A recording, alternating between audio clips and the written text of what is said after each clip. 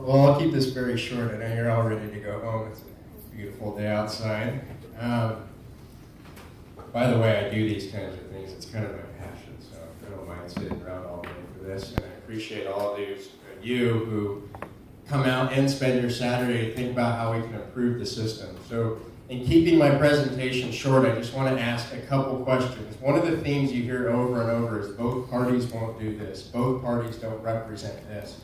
Is just to take a step back and think about in civics. When your representative is representing, who are they accountable to? Are they accountable to the political party, or are they accountable to their constituents? So, by a raise of hands, who thinks there's too much corporate control over our policy and our government? Most of you. Can any of you identify the two most powerful private political corporations in the country? Industries? Would that be one? It's a powerful one. It's not close, by the way.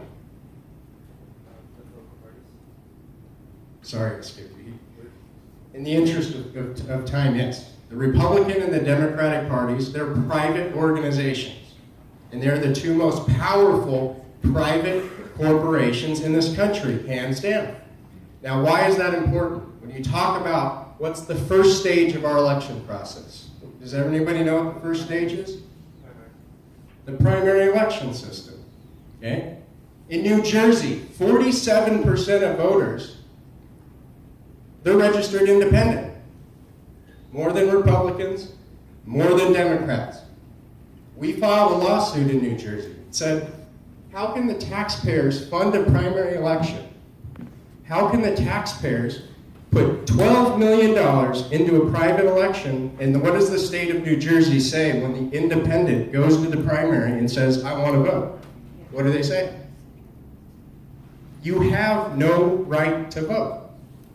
So when we're talking about why are the two parties not accountable to us, and 90% of elections are decided in the primary, and we have an entire state saying you can't participate unless you join one of two teams that you don't agree with, maybe we ought to be looking at the right to vote, and maybe we ought to understand that we have an obligation to protect it. So that's what the Independent Voter Project does. We passed California's first nonpartisan top two primary, and we put together this video, which I hope helps articulate it.